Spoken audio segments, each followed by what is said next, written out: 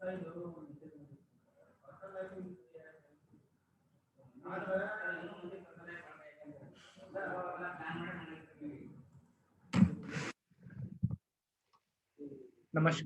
मैं कुपेंद्र आर राठौर, हिंदी विषय सहायक प्राध्यापक, सरकारी प्रथम श्रेणी महाविद्यालय जोधपुर, जिला बीदर से। गुलबर्गा विश्वविद्यालय कलबुर्गी CBCS पाठ्यक्रम के अनुसार BSc BCA थर्ड सेम के लिए बेसिक हिंदी विषय में जो शंबुक जो काव्य रखा गया है, इस शंबुक काव्य के बारे में हम अभी तक 4 इकाई पढ़ चुके हैं। हम आज 5वां इकाई जो है प्रतिपक्ष के बारे में अध्ययन करेंगे। प्रतिपक्ष के बारे में और आत्मकथ्य के बारे में इसी इकाई में हम अध्ययन करेंगे और साथ साथ जो भी प्रतिपक्ष में जो संवाद होता है हम इस वीडियो में चर्चा करेंगे। तो BSc और BCA थर्ड सेम के लिए बेसिक हिंदी का जो पेपर है इसी के बारे में आज चर्चा किया जाएगा। शंबुक जो काव्य है तो प्रतिपक्ष इकाई है, उसके बारे में कुछ मुख्य तौर पर बातें समझने की कोशिश करते हैं। शंबुक काव्य में कवि जगदीश गुप्त ने शंबुक को ही एक मुख्य पात्र बनाकर इस काव्य की रचना किया है। राम शंबुक के वध करने दंडकारण्य पहुंच चुके हैं। प्रतिपक्ष में राम और शंबुक के बीच का संवाद होता है।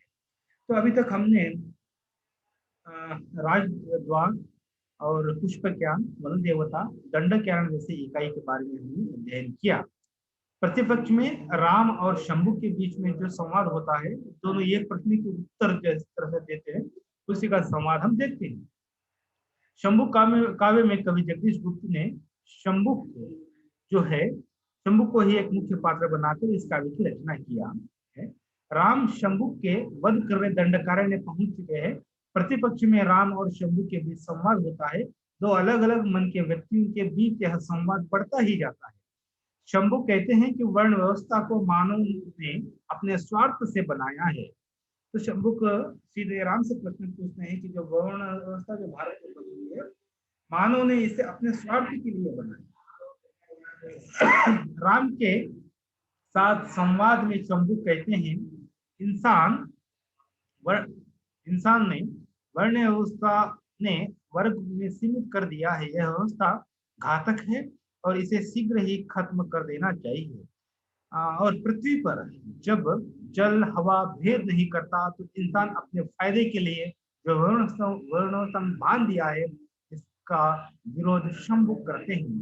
जिस तरह से पृथ्वी सभी के लिए बराबर है, तो शंबुक कहते हैं कि अगर पृथ्वी अगर सभी को है तो पृथ्वी पर होने वाले जो जंतु या इंसान अपने फायदे के लिए जो व्यवस्था बना है, मैं इसको खत्म कर देना चाहता हूं और इसे मैं मानता नहीं हूं। इस तरह से शंबुक कहते हैं। राम कहते हैं शंबुक के उत्तर में वर्ण व्यवस्था विरोध करना अपराध है। इस व्यवस्था को मानव जगत ने स्वीकार किया है, लोग स्वीकारती है, यह सारी प्रजा को मान्य है। कोई व्यक्ति यदि इस व्यवस्था को भंग करे तो अवश्य उसे दंड मिलेगा। वर्ण व्यवस्था को हमें मानना ही पड़ेगा। इस तरह से राम से कहते हैं। राम कहते हैं यानी शंबुक से कि जो वर्ण व्यवस्था है वह लोग स्वीकृति है और इसे हम विरोध नहीं कर सकते हैं। जो इस व्यवस्था को उल्लंघन करेगा या तोड़ेगा या भंग करेगा उसे जरूर यानी दंड मिलेगा।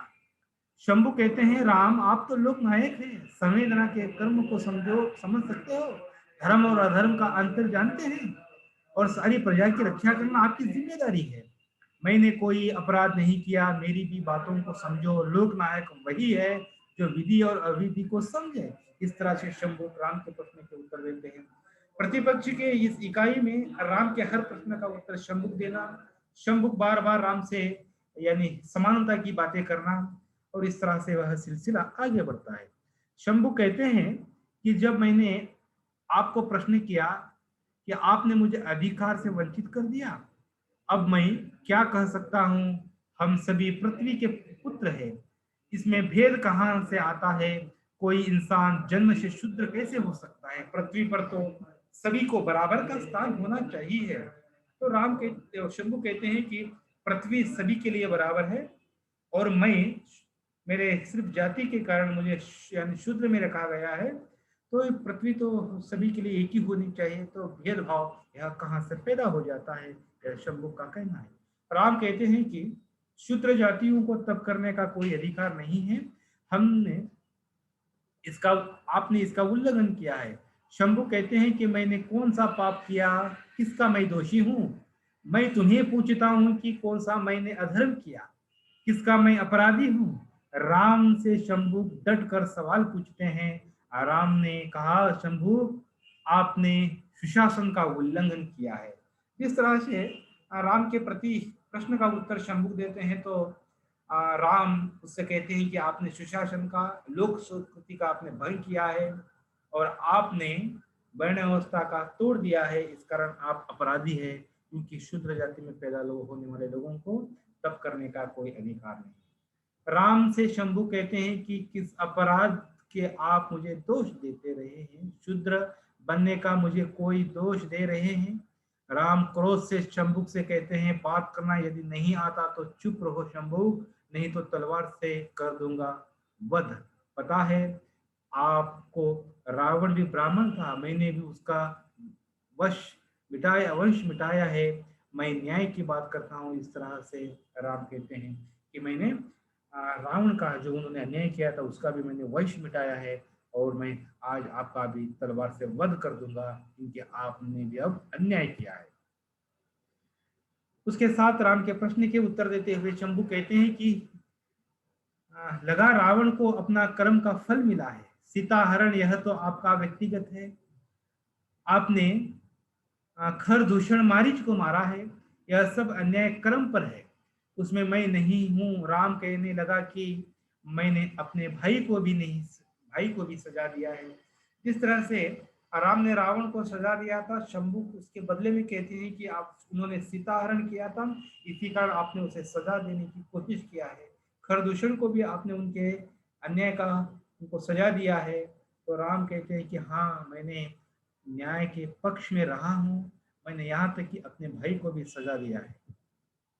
शंभु कहने लगा, सब बातें मैं कह दिया, परंतु मुझे यह बताओ किस हेतु मुझे मारना चाहते हो? विभीषण को अपने मंडोदरी से विवाह किया, यह अन्याय नहीं था? इस तरह से शंभु प्रश्न करते हैं। राम से कहने लगा कि सीता का यह क्या दोष था जिससे आपने निर्वासन कर दिया? इस तरह से वह फिर प्रश्न पूछते हैं। प्रतिपक्ष के इस इकाई में राम और शंभु के बीच इस तरह से संवाद बढ़ता रहा। राम के हर प्रश्नों का उत्तर शंभु देता रहा। राम शंभु के शब्दों में विचलित हो गया और वह क्रोध में आकर शंभु के वध करने के लिए आगे बढ़ा। और अंत में राम ने शंभु को शूद्र होने पर किसी को तप करने का अधिकार नहीं है, इसलिए वह आप दोषी है। राम ने तलवार से शंभु का वध कर देते हैं, उनके सर काट देते हैं। प्रतिपक्ष की इकाई के बाद जो छिन्न शीश इकाई आता है, छिन्न शीश के इस इकाई में शंभु की आत्मा बोल रहा है। शंभु उनकी सर कटा हुआ है, तो उनका शीश जो है, उनका सर जो है छिन्न हो चुका है। उनकी जो भावनाएं, उनकी जो आत्मा है यहाँ पर बातें कर रही है। मुझे बिना अपराध के आपने इस दुनिया से अलग कर दिया, ब्राह्मण पुत्र के हत्यारे मैं कैसे हो सकता हूँ?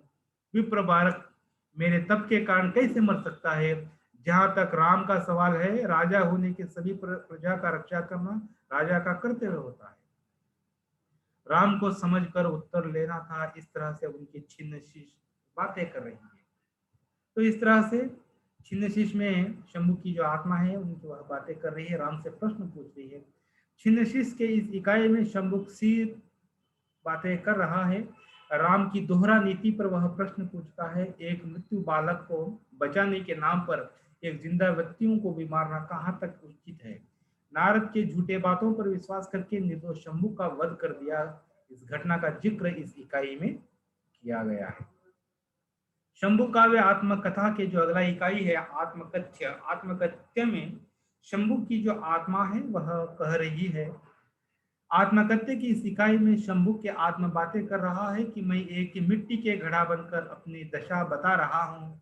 यह घड़ा फोड़ दिया गया जिसका खून बह रहा है, वह लाल खून को ही कीमत नहीं है। शंभु की आत्मा कह रहा है, एकलव्य को भी ऐसा ही धोखे से शिकार बनाया गया है, उसी तरह मुझे भी आज धोखे से मार दिया गया।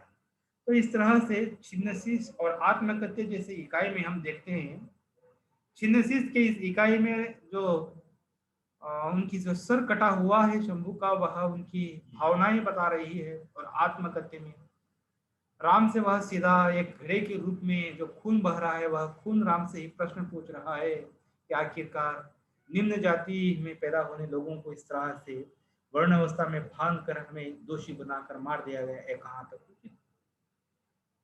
तो यह जो इकाई है, यह काव्य यहीं पर समाप्त करते हैं। धन्यवाद।